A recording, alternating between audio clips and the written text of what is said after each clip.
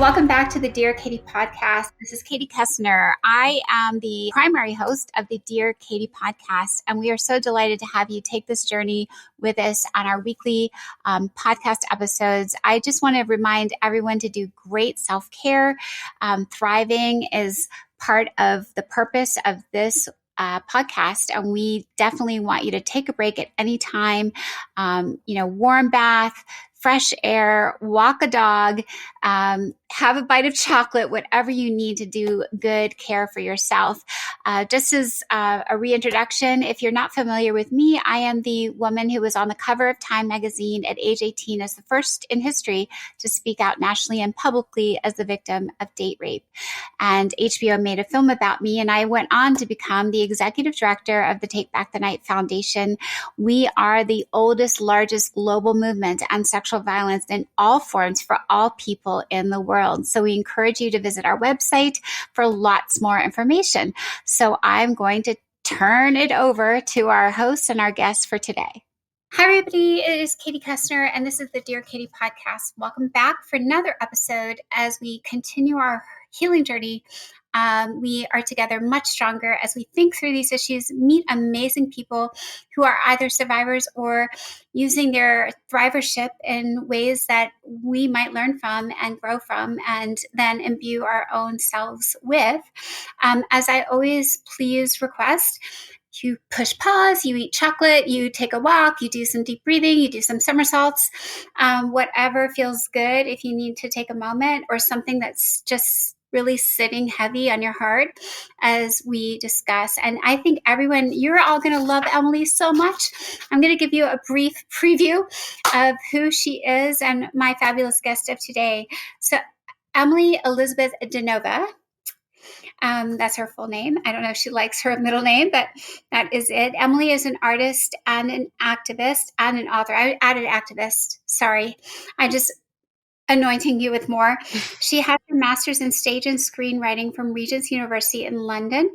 Her bachelor's is in English with a theater concentration from Marist College in Poughkeepsie, New York. She studied opera. I don't know if she's a mezzo-soprano or what, I'm not so familiar, but she did this for 13 years. She is working toward a license to practice psychoanalysis and very cool, is testing for her very important black belt in Taekwondo in 2026. Her play is called Capture.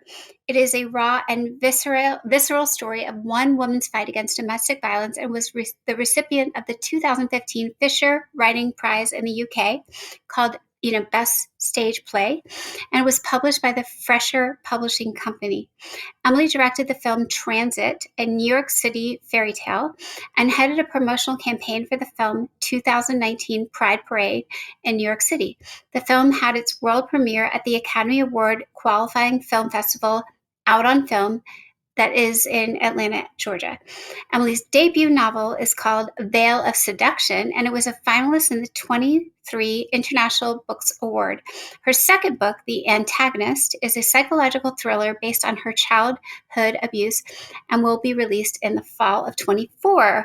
We are so excited to have you, Emily. Welcome, welcome. Thank you so much, Katie. It's an honor to be here. I'm so excited. It sounds like you can sing, you can dance, you can write. I try to do a little bit of everything.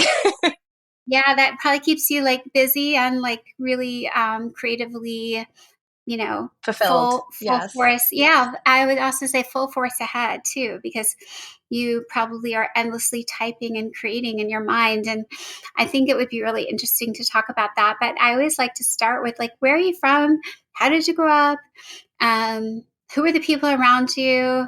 Anything crazy happen? Anything brilliant happen? What was the first part of your life like? Sure. So I grew up in Connecticut. I was born in Waterbury, Connecticut, and I grew up in a very small town close by.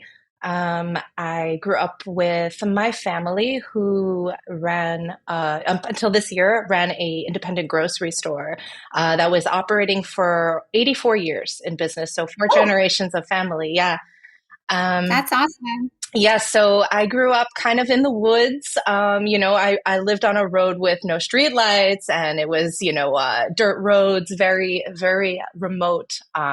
So it wasn't really until I went to college, went out into the world at 17, and kind of started to discover myself.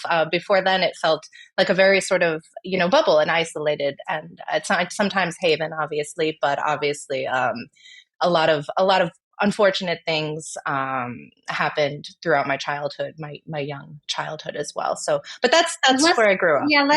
yeah, let's come back to the childhood part because I know that informs a lot of your work. Mhm. But for once, I think it might be interesting to, say you go off to college and you're keenly interested, it sounds like, in theater and singing, the art world in general, but also a little bit of psychology, perhaps. Like, what were you majoring in at Marist?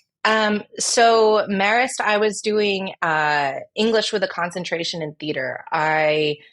Because I went to school so young, I sort of felt a little directionless, which I think has to do with my personal history as well, which we'll get into. But I was always a performer. I grew up playing piano. My piano teacher told my mom I had good pitch, so my mom got me into voice lessons, and that sort of took off. So I did that pretty consistently. And eventually I felt burned out. I felt like it was something that I had done in my youth. And I wanted to open myself up more. I wanted to explore further into this artistic world and see what I was capable of and not just pigeonhole myself into one thing. So Marist really opened that up for me because the English degree allowed for a theater concentration, which included writing, directing, screenwriting, film, and that led me eventually to pursue my master's in stage and screenwriting, afterwards. Nice. Yeah. Yeah, yeah. So when you were in college, did you already kind of navigate your way into I guess let's start with one question. I think when we have our survivors listeners as well as our guests, like the light bulb goes on at different points. And most recently, I spent this past weekend also an awesome group of 5 survivors working on making some film clips and about their stories and experiences. And one gentleman said, "It took me 50 years to even acknowledge my childhood sexual abuse." And it was, he described it as being like tucked in the back of his head. And he said, I think it was worse, he was a NFL player, football, um, black male survivor. And he said, like, every bit of me was pushing it back here. Maybe we do push pause. Like, when did that cognization come to you about, like, I've been through this, and having a name or a description or a memory? Sure. Yeah, I mean, I relate to that so much in terms of pushing it to the back of your head because, Yeah, he did. He literally pointed to the back of his yeah, head. Emily, he's like, I put it right back here because I didn't have to even think of it when I looked in the mirror. Like, wow. it was like I buried it. So even looking in the mirror, I didn't see it. And that's like an interesting way to describe it. That's fascinating. Yeah, I always felt growing up that there was something different about me, that I had experienced something that other children had not. I had gotten my period very young. It was just a couple days shy of my 10th birthday, but I already felt like I knew things about my body. I had such a hypersexuality to myself and awareness. And that sort of carried through my adolescence into my young adulthood. I was just always very hypersexual, very relationship focused, very much feeling like even the first time I had sex, like I didn't bleed, it didn't hurt. I felt like I knew this before, like that it was something, Wow. yeah, there was something that just was sitting there. And I had these memories of this person, of my abuser, um, in little spurts. Like I want to reach for my head in the same way. These like little Yeah. Like, sparks that would go off that I'd wonder, but it wasn't something that I was conscientiously able to like bring forth. Um, hmm. and so in my and I had very sexually sort of violent interactions throughout college, into my early 20s, which felt like just me not respecting my body, not respecting myself, just feeling like whatever, this is a numbingness, right? I was drinking Mm, heavily. I started smoking cigarettes, which is part of the reason also that I kind of moved away from singing. Um, mm, like doing things that gave me joy.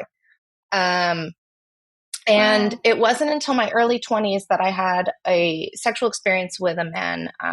And it was extremely painful, and it brought it all back. It was like a rush of affect, of feeling, of memories, of clips, of like little flashes of these horrific things. And I knew in that moment, that was when I was like, this happened to me. Do you think, Emily, when you said you were hypersexual, but what was it, do you think, in your mind's eye with this, when you were in your 20s with this one guy that was so like that opened Pandora's box? I hate to say Pandora because it's like the opposite of goodness. But what, like I always think Pandora must have been like fairy dust, but Mm, Pandora's box can also be really nightmare filled. So, right. what do you think it was in your mind that like unlocked that? I think it was the physical pain. I think Mhm. that there's such a connection between the mind and body, how we, how inflammation, how stress in our mind can affect our body. I believe in that. And I think that is what caused it. It was the intensity of the pain that triggered these memories. Because up Mhm. until then, I had, more, not, I don't want to say fond, but memories that were not violent, memories that might have been sexual or might have, more into this like grooming place, but not violent and painful. And so Mhm. that for me, it was the physical that clicked the mental in. That's so interesting. When you say that, Emily, here's how I'm like thinking, and with our listeners who've listened to all these episodes, I sometimes think that like a very complex set of locks, like you have to go left two and then like right two. And it's exactly when our brains have the most high trauma and that same combination happens, that all of a sudden the safe is like opened, and like I'll say the wound is reopened. And I think that like the more I think about all our guests, it's so fascinating to think how complex our brains are in storing trauma and how well packed they are back here. Mhm. And then it just sometimes takes exactly that right trauma that resurfaces to unlock it, and that's what you're describing. And I know you're such a creative writer. Maybe there's some part of that like intricate puzzle narration that will be helpful in some other It's a future work. beautiful metaphor. I'm like so Yeah. inspired. I'm like, wow, yeah, no, that's great. I love it. Yeah, but I really think like, can't you just see like you had gone like three locks this way, two locks this way, and that was like the lock said nope, not open yet, Yeah. sorry. And Try a then new you just formula. Hi, this is Katie Koestner, and I wanted to remind all of our listeners about the free National Sexual Assault Legal Hotline. We at Take Back the Night have assembled an incredible team of attorneys, trauma informed, who truly believe survivors and want to support their journeys in healing and finding justice. The Get Justice Hotline is 567 Shatter, or feel free to fill out a form on the Take Back the Night website, share your story, let the attorneys know what's going on, and they will get back to you as soon as possible with all of your legal options. That is a service we are delighted to provide through Take Back the Night.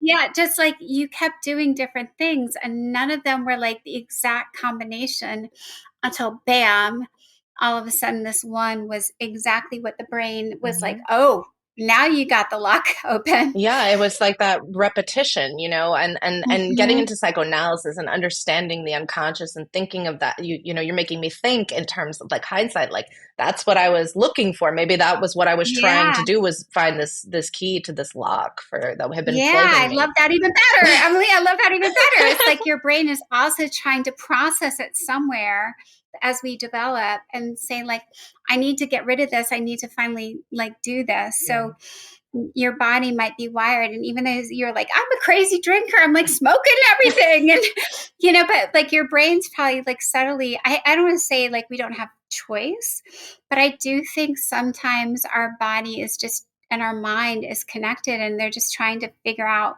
what went wrong and how do we like Rewire. rewire. Yeah, rewire. So if we could just, so who what where why when, like as far Yeah. as with this like childhood situation. Yes. So my abuser was very close to my family. He worked for my family. And he was Okay. someone that my family trusted, you know.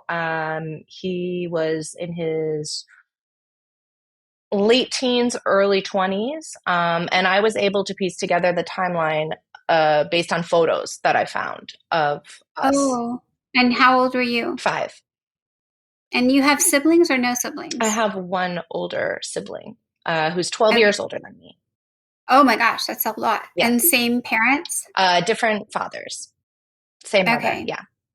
But this 12-year-old sibling was out of the house by then, I would Yes, think. she had already moved in with a boyfriend. So yeah, we had only a very short time where we were both living in the same house. And so you said this was about when you were 5. 5? Yes. And Yeah. my mother's mother was also living with us, but she had her own apartment sort of downstairs. And so my parents felt, there's someone in the house. So, and we know this person, they work for us. I mean, they didn't, of course, think that that would be anything that would, Hmm. happen. So yeah, so he was in my life for years because he had got Oh caught no. stealing, and he had been addicted to heroin for a while. He had gone away, and then my dad, who's a very good person, gave him a second chance. Gave him his job back. Was like, I want to help you out. I know you did these things wrong, but and so I remember I have this really weird memory of seeing him after that, like walking into my parents' store and seeing him, and him looking at me and then like not acknowledging me, like I didn't exist, like 3 or 4 years after when I was a little bit older, and I remember that visually, but I can't I can't connect the feelings. I can't remember what I was feeling other than this sense of loss, which is a, Hmm. a constant theme in my life, and abandonment and relationships. And so it's just interesting that core sort of visual memory still affects me. It has Hmm. affected me throughout my life. Yeah, well, maybe let's come back to like being abandoned and lost. Because you are such an astounding writer and creative mind. So I guess so but you did go to UK and studied for your master's, Yeah. and that was in theater, right? That was in stage and screenwriting. Yeah, sorry. No, you're good. Very specific stage and It's a screenwriting. lot of stuff to remember. Yeah, no, that's very specific. And then that's a 2-year program, Yes. and you come back and land not back in Connecticut. Are you back somewhere No, else? I New York? landed in Hoboken. Um, Ooh, in New Previously, Jersey. yes, previously I had been in New York. I had been living there and working there, and it was actually shortly after this experience that I had this violent, recalling, Oh, that I ended up in an abusive, very abusive, physically and mentally abusive relationship. And so that had wow. actually prompted me 8 months later. I got out of that, and that's when I said I'm going to go work on myself. I've Far scared away. myself enough. I'm gonna hop Yeah. across the pond, far I away from gotta get you. out of here. I need a break. Yeah. Mhm. And so that I think was really the turning point for me, where I was like, okay, it's time to, this scared me. This was too close to death. I don't want to die. Wow. And and I had so much self-loathing and hatred. Oh, And I couldn't believe that I had allowed this to happen to me, which you never realize until you're there, and you're like, what? But I am do you getting, feel like it was yeah, was it all spiraling, the self-loathing and hatred, do you think, from when you were 5, like, onwards? yeah, Like, it just throughout it stayed with you because the abuse must have gone on for quite some time. yeah, it was just, I mean, it was just from one to the next. It was I like I had the experience, and then Yeah, as getting 8, 9 years old, I was started getting interested in boys, whatever. And, yeah, and then it just became it a just pattern. exploded. Yeah. Mhm. But Yeah. this relationship that I had been in, that had really, I mean, rock bottomed me, was the first time that I was like, well, I'm going to use art to channel this rage, because I have to write it. I have to get it out of me. I can't keep this. And that was Mhm. the play that you were talking about, that when you The so first one. genuinely Yeah. introduced me. Thank you. But so that's where that came from. Yeah. So describe, I think it would be really interesting just to think about you in survival mode and like acknowledge mode. And how are you deciding to write this piece? And, what helps you stay steady? Because it's got to like feel like sitting in the fire. I'm thinking like every day you write, it's got to be like, oh my gosh, I'm almost like I'm imagining you, Emily, like maybe half of you sitting in the fire and you have two screens almost like I'm writing this screen, I'm flashbacking to this. I don't know. Was that similar or like totally off? No, I love that. I mean, you make it sound so much more nuanced. I was just like getting drunk and rage writing. Like Writing. I was just like, I hate everything. And Oh gosh. in hindsight, I look back and I feel like I've come to a place of healing where I have to consider, I consider that guy now. I consider what he had gone through, what made him that way, why he was abusive, why he was an alcoholic, why he did all these things to me, and why, Mm-hmm. my own accountability in it, not being a healed person, and probably to some degree exacerbating things my own way, and not blaming myself, but saying, I didn't do anything to help the situation either. But how could I? Mm-hmm. So I No, just, that's very generous, Emily. Like two hurt people. I think that's like we've not talked about that on the podcast. It's like two hurt people finding that's like very generous and I think magnanimous of you to thank you. be able to get there, like saying there's any part of me that was unhealed and where does that fall into this whole narrative? Because I don't know that we can ever say no, nobody's perfect, Right. right? Everyone has a lot they go through, Right. but it's whether we own it and like how soon we start to navigate it. Okay, so you're writing and writing and writing. How long did it take you to write? To Do write you the remember? play? Yeah. I think it was a few months, but I had this really fantastic mentor too, and he lit me on fire, like he encouraged me. He was like this, and that's the thing, surrounding yourself with people who are supportive, who are like, yeah, you should do this. Yeah, put it out there, he was really about it. So it gave me a sense of empowerment that my voice mattered, that like I was going to tell a story. In hindsight, but it wasn't until the Mhm. play actually went up in New York City, and I just remember sitting in the audience watching my story come to life. And I mean, it was horrific, but it was beautiful. It was like this beautiful retelling. And though it was horrific and terrifying and dark, it was inspiring. And I can't describe to you how it feels to watch your life that way through this lens that adds this creativity to it, or this ability to help others. And that's really that moment, seeing other people coming up to me after the show and saying, Yeah, I was gonna ask. yeah, I've been Yeah, through this, that's so or good. even some of the actors, who were in it having been through their own stuff. And that's kind of what I've realized on this journey, is that no matter where you go, no matter what you do, no matter what industry you're in, there are survivors everywhere, everywhere, everywhere. Mhm. Yeah, and I like thinking about just for a second.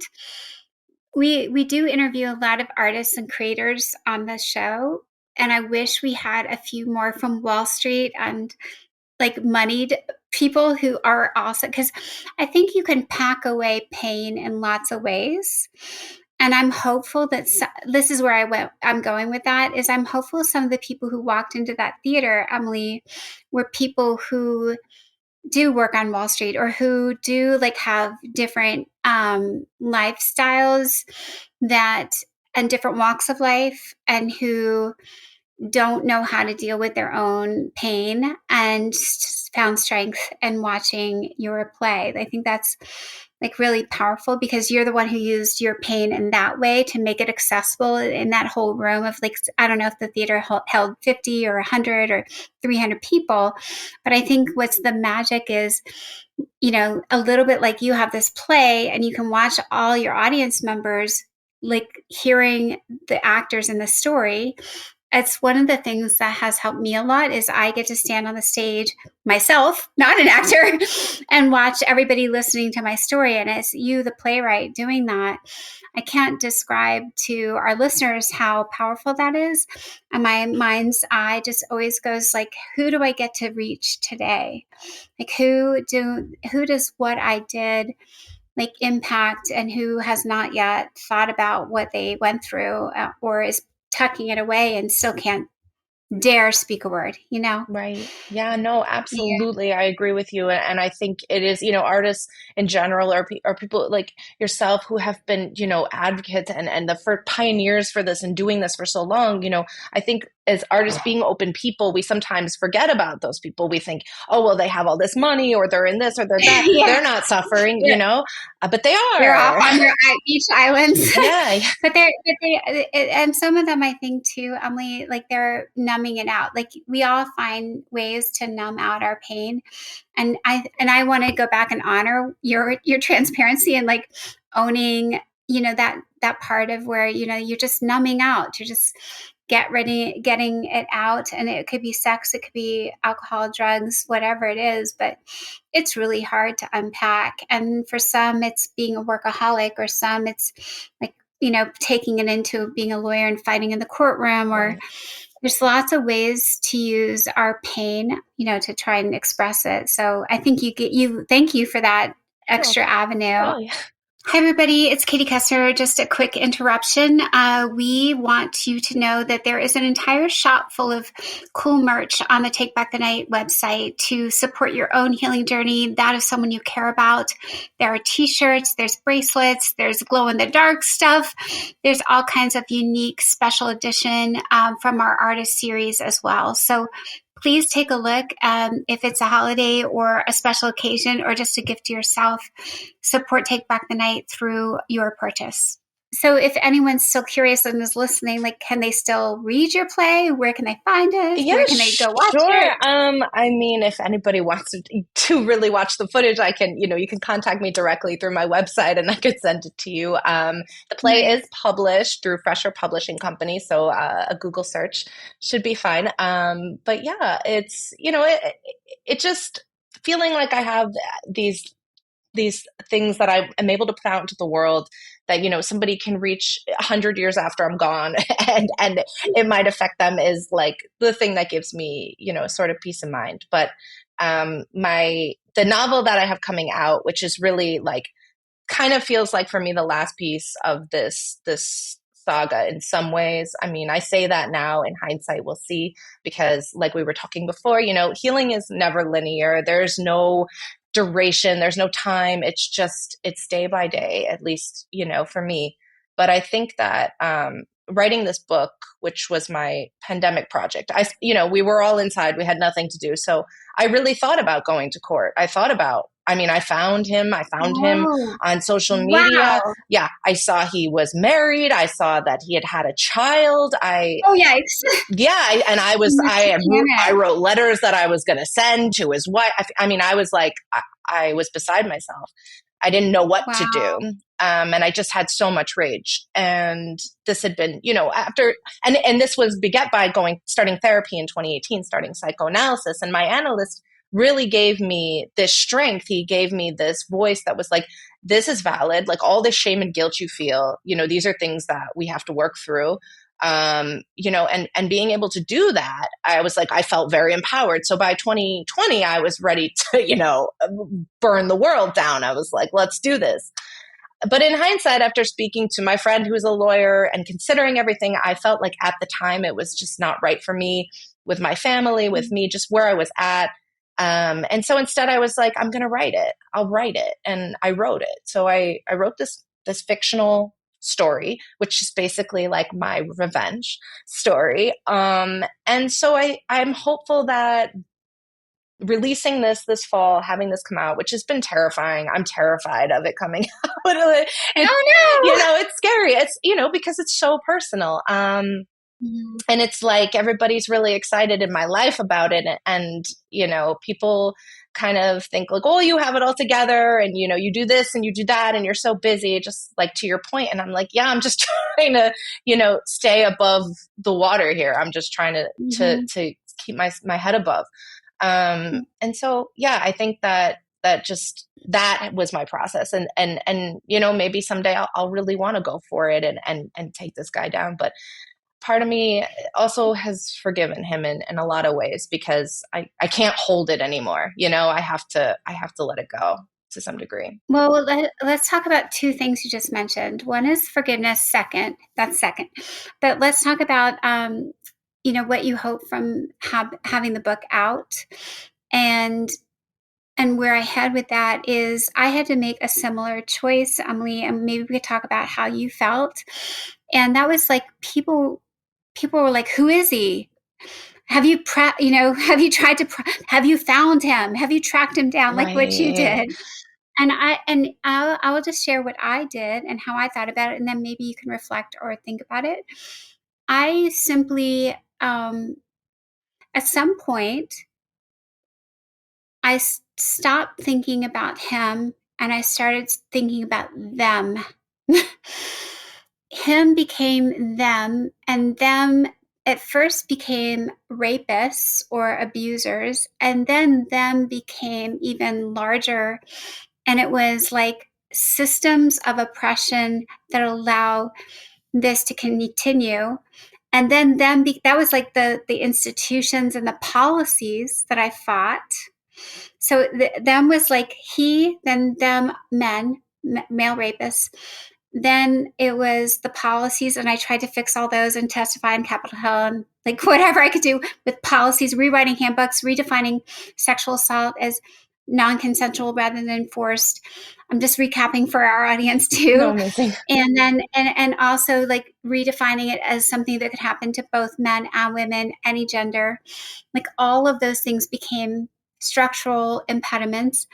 And then I was thinking there's then these groups of people who silence victims or institutions who cover up. So as I like developed over all these decades, I kept thinking, it felt, you know, the solution to pollution is dilution, right? So it wasn't diluting the pollution, but it was seeing how vast the pollution was and trying to figure out how many more ways and shapes in which I potentially could have an influence or at least be an instigator of change or shining spotlights into dark caves of silence or cover up. And so when you write, I'm curious, like, I mean, I don't know if my journey makes sense to you, Yeah. because it sounds like in 2018-19, where you were in your healing journal was definitely like, oh crap, this asshole guy is now doing procreation and all this other stuff. Right. And he's still going to keep going. And it was when I let go of trying to find justice about the individual and the specific and started to think about like what's possible with the time I have on this planet. Right.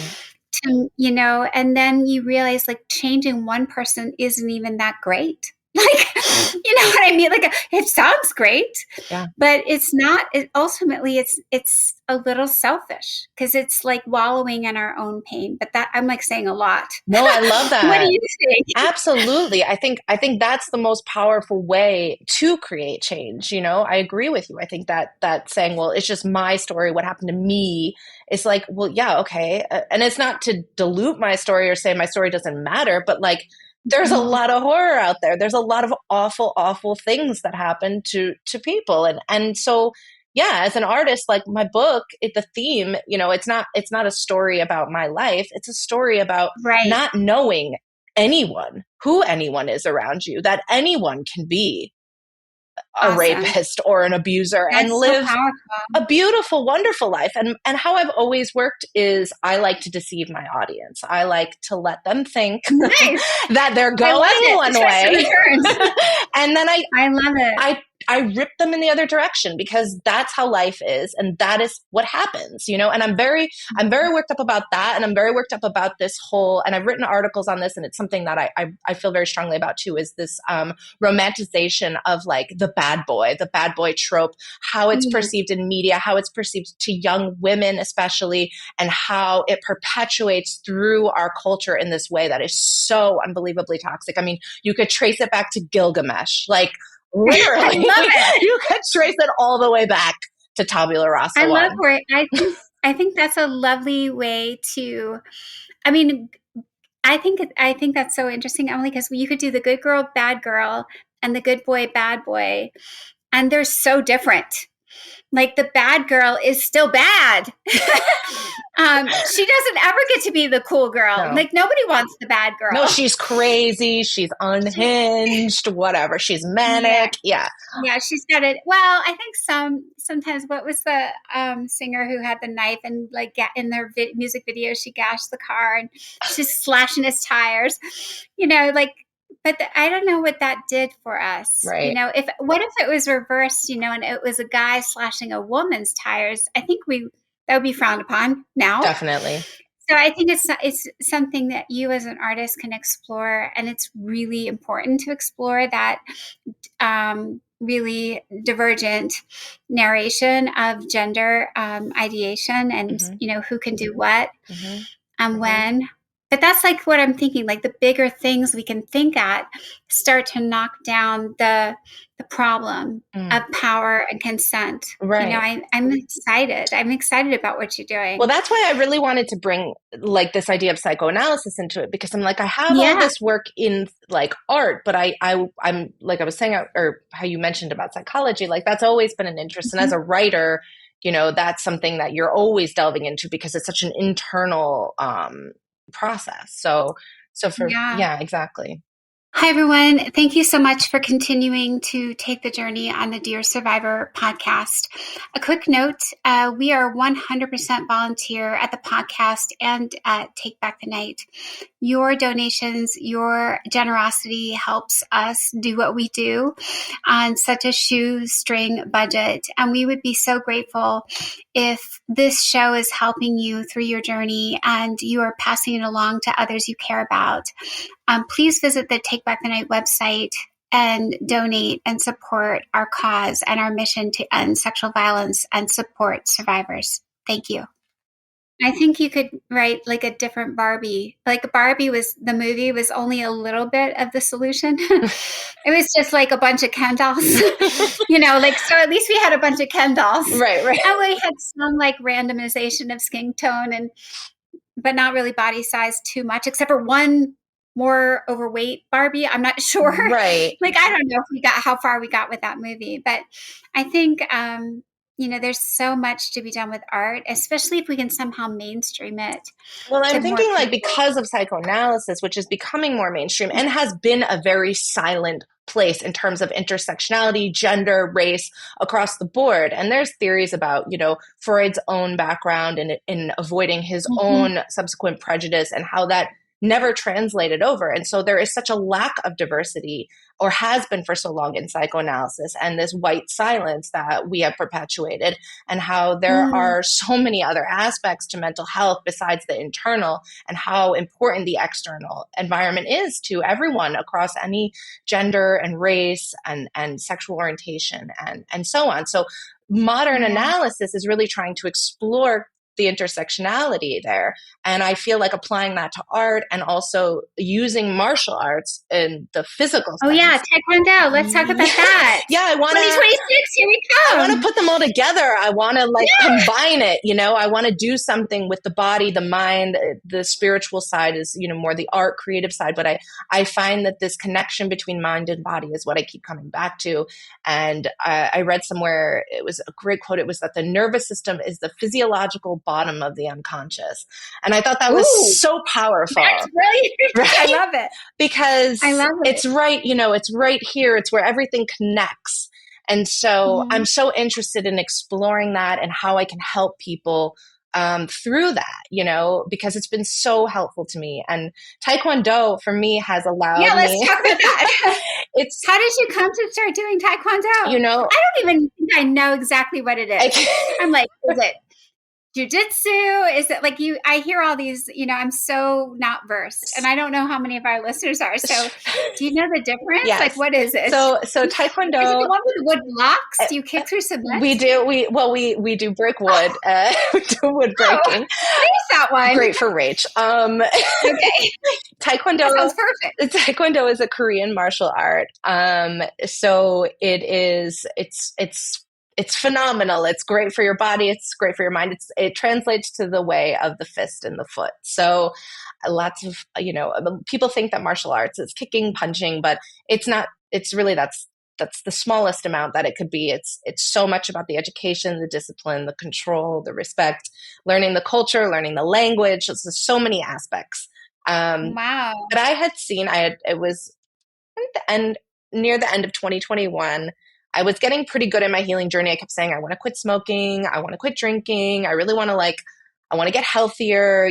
And I saw that this woman had gotten raped on a train in Pennsylvania. And they were saying on the news that people were videoing it. They were watching it. Oh yeah, And no I one did remember. anything. That's where I live. Oh Yes, my it God. was on the subway in Philly, Yeah. and people videoed it. It Yeah. was it was tragic. un- I was beside myself, and I was like, if I ever see that happening, I need to be able to stop it. So I'm going to become a martial artist. That was the whole reason. Once you're amazing. Thank you. You are amazing. I mean, like one story and what, like, talk about like getting inspired from one thing. I'm like, hello, listeners. If you have to watch some news story and learn Taekwondo and now get a black belt just a few years later, Thank you, that's pretty ma'am. darn cool. Thank you. Thank you. No, I have to give credit, really. The reason that I stayed, I went with this fire, but the reason that I stayed is the school, the people, the community, they're unbelievable. The school is Jang Star Taekwondo School in Jersey City Heights, and I couldn't say enough about them. They changed my life. They're like family to me. Oh, Yeah, and the best part, and this is the thing that was really key for me, was being around kids. I never liked to be around kids. I was always like, ugh, kids, they're kids. And I realized in hindsight how much of that was me hating my child self, hating my inner child, right. not ever feeling like I was that child. Everything around that age that I recall felt ominous and dark and strange. And to be around kids in the dojang, who come from all different backgrounds and they're all ages, and they've taught me how to be a kid again. They've Oh opened my my world gosh. in this way that is unbelievable, and I'm so grateful to them, and it's allowed me to heal and feel like, okay, like I can play and it's okay, and like I can be a kid again, and it feels like I'm growing up for the first time. I mean, I'm going to summer camp there, like I'm like a counselor, so like what am I doing? I'm like a 34-year-old woman going to summer camp, but it's life-giving, honestly. Yeah. Yeah. Yeah, but now my new image in our talk journey is now the safe was opened and now I feel like you're stuffing all this good stuff in there. Yeah. Like you're redoing all of the badness and reprogramming your brain to be able to go into those like replacement parts. You're like, I'll take this one out, I'll put in this one. Yeah. And I think that's the glorious way of working through trauma. And what sometimes I tend to think, Emily, is like, we may not know that if we do the good work, we might have even better, newer, better models, newer models. Like the one that was 30 years ago is probably like really out of date anyway. It needs an update. Right. And now we get to put in something brand new and shiny. Yeah. Yeah. And that's the most powerful thing, change, right?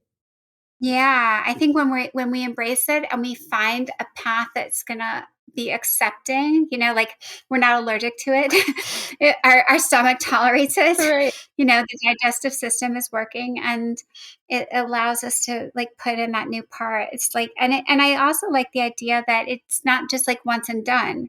Like any good thing, it takes time and it takes continued working through to develop that new skill set and mindset. Absolutely. And I think that's a great metaphor for again, why I bring it back to this idea of the physical. helping the Mm-hmm. mental is because of muscle memory, of repetition, that affects us so mentally on an unconscious level that we don't realize that we do things on repeat all the time. We're always repeating things that we don't even know what we're doing, but the physical Yeah, they're allows it. really bad. Yeah. I think that, yeah, the unawake, like, brain on just repeat play, it's the saddest thing. Yeah. And I think sometimes we're getting to the point in society where that's like the norm, is we just hear something we see on TikTok or, on some video, and then we just repeat it instead of thinking about it and absorbing it and doing it. I like do, Yeah, no, because doing you're is very all about, important. yeah, doing, and I feel like you're doing what I hope our listeners will hear is like you're doing the physical, you're doing the mental, you're doing the emotional, you're going across the pond to escape for a bit, you're taking respite, you're doing all the good stuff, Emily. Like, it's so exciting to talk to you. Thank you. I'm 'Cause trying, but I also don't want to negate that, and this is a thing with social media again, because I try to be very positive and inspiring on my social media. I try to as an actor, I have to have a pretty, and an artist, I have to have a pretty active social media account because you have to stay relevant. You have to do all that stuff. yeah, But you better people, drop something every day. right. But people forget that it is a facade, and that I have good days and I have bad days, and yeah, I work out a lot, but that's because I have to, or I'll do something really awful. I have to take care of myself. I have Right. to actively think about that. But that doesn't mean that I don't lay on the floor some days and say, I can't do anything and I should just die. And that's the reality. I mean, that's the Yeah, reality. yeah. That's what life is. When you are an active person, you're trying to do stuff. Sometimes you don't realize you're trying to avoid things. You're trying to block things out. You're trying to process whatever your process is. Again, it's never linear. It's okay to have bad days. It's okay to feel like shit. It's okay to have super, super highs. I think that we just have to give ourselves grace. We just have to give ourselves a break, because what I found in survivors across the board is nobody is harder on us than ourselves, really.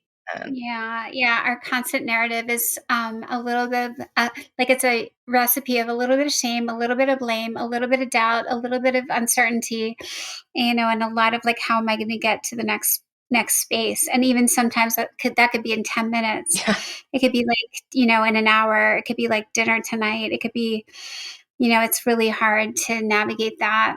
And I do, now that we were talking about, like, another facet, I think, of survivorship is what you talked about, which is blocking out some things that we know in each day will sustain Mm-hmm. us, like, to the best of our ability. They might train wreck, but I think we do better when we have some sorts of things that we know are healthy and good that we just count on to keep growing, even if, like, there's another dark 5 hours. Right. It might be 3 hours, it might be 1 hour, it might be like that.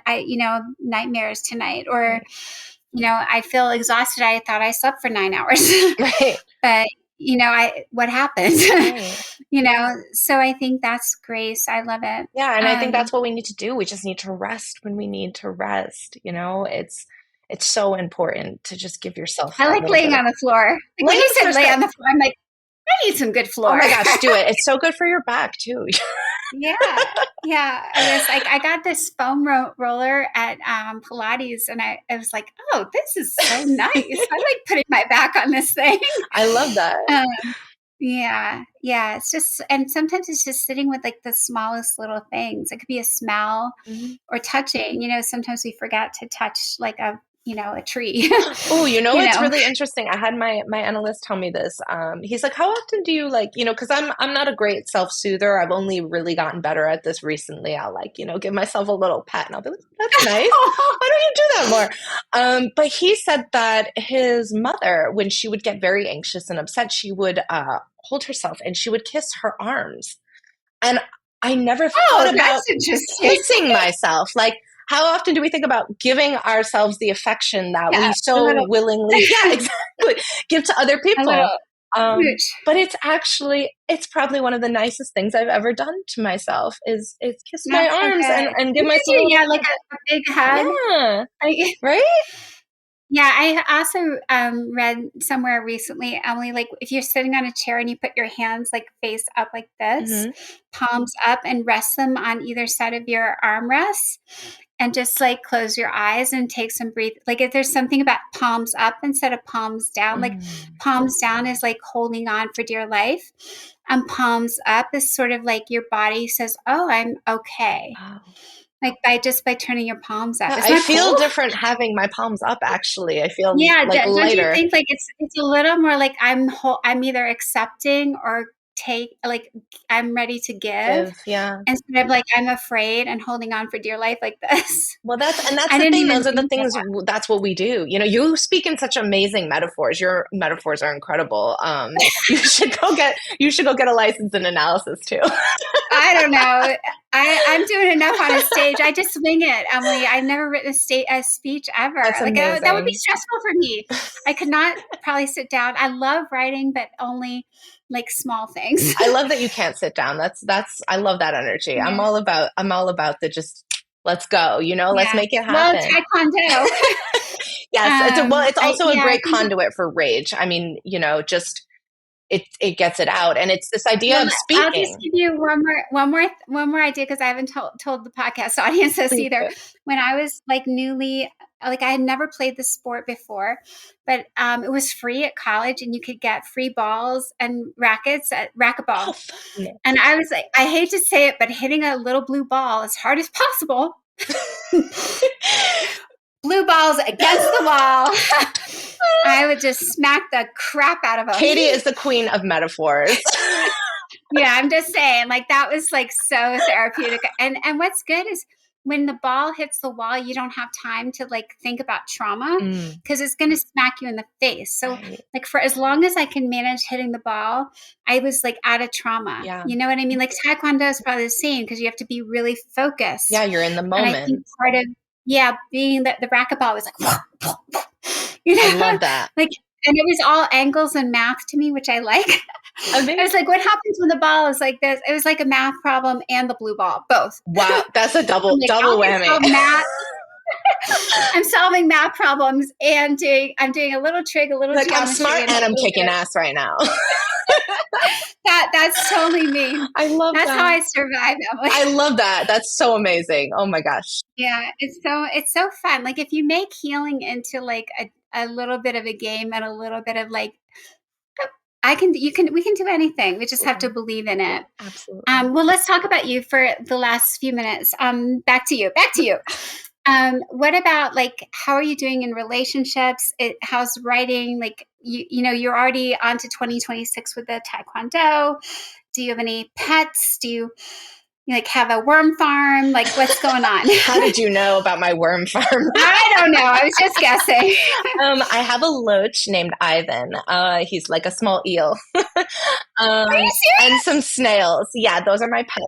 Oh my gosh, I was so onto something. You're really close. I have a weird pet. Just like joking. You really have snails? Yeah, I do. I have they're water snails. And I have a loach. Oh my God. I swear to God. So you do like small animals. Yeah, well, because I go away on tour sometimes, and I can't. I just felt like it wouldn't be fair to have an animal. Since I for the last 10 years, I've also toured on and off, especially in the winter months. Mm-hmm. So I just not yet, but hopefully someday. But for me, relationships are it's just been always difficult, and I'm very lucky to have had in the last 10 years very supportive, loving people in my life who have really just been there for me on every level and every way. So, I'm just still trying to grow, trying to understand myself and how I relate to others, to know what's me, what's not me. That's been a really big one. I think that a lot of my life I spent, looking for validation, looking for that person who left me, looking for that that repetition. Now I'm kind of feel like I'm more looking for me. That's what I've been doing. And I hope that, That's awesome. yeah, hopefully, whatever happens. But I try not to dwell too much on it. It's hard sometimes though, because, I'm 34 years old. Like a lot of my friends are married or having kids and doing all of that. And in a way, I feel like, not regret, obviously, because what happened to me has made me who I am, but, that like sort of sad longing for like, well, what if, maybe if I knew what love was then, or if I, knew how to do this or if I wasn't afraid of that. But at the same time, I'm like, well, I'm here. I'm wandering. I don't know where exactly I'm going, but that's okay. And again, I just kind of have to be so mean to myself. Like, you Yeah, know? I think I'm not too worried, Emily. I think I think that can be the another thing you write about is like these stereotypes of what a linear. Remember, we said what healing's not linear, nor Right. is life, right? Right. And what we expect is sometimes what we've been taught. And I feel like you're doing a great job defying everything around you and reshaping it. You know, you're choosing how you want to live it, and I think it's a happy, good place for you, and hopefully for many of our listeners who can totally relate to you. Like, there's so many of our listeners who are in the same situation. They have not found someone they want to be with. They have not found something else they want to do except for just do their joy right now. And that sounds like what you're doing is doing your joy. Well, this has been And you're so smart. joyful talking to you. You're just amazing. And wow, Oh, thank you so much. no, it's a lot of fun, Emily, and I'm so excited for our listeners to like. We'll definitely put a link to your Thank website. you. And thank you for offering like to watch the play. I think some people will take you up on Yeah, if that. anybody just wants to And chat too, like I'm very, I'm a very open person. So, yeah, yeah, no, please plus reach out. you've got to get more material for your next either play or book or something. You know, Maybe a collecting webtoon. stories. Maybe a webtoon next. That's my next project I'm gonna work Ooh, on. sounds great. Yeah. Well, thank you so much, Thank Emily, for you. this conversation. It's been such a pleasure, and you're so full of great ideas and interesting insights. And you've clearly been through a lot yourself, and you've come out um, on that long side of the other side. But thank you so much. And for our listeners, I continue to implore you to keep going with the podcast. I think each episode will bring you something new and something different. And, you know, it might not be all for you, but maybe one little piece will be for you. And that's all we hope for. And share it with friends, sharing it with family, anyone else you think will benefit from listening to our conversation. Please pass it along. And if you have decided that you are ready to take action against your assailant, perpetrator, abuser, there is the Shatter the Silence hotline on the Take Back the Night website. There's plenty of events for Take Back the Night, so you are never alone. You can go and find a group of survivors doing vigils and doing speak outs and doing marches and rallies. So go find a group. We are not one to like say you're not welcome here. Take Back the Night is all about like bringing everybody together, and everyone is welcome regardless of any background. So please continue to journey with us. Together we are stronger in surviving. Take care. Thank you again, everybody, for joining another episode of the Dear Katie podcast. I hope very much you found today's episode helpful, empowering, and a way to take another step in that long journey toward healing and supporting those we care about, learning about sexual violence prevention, and also survivor support.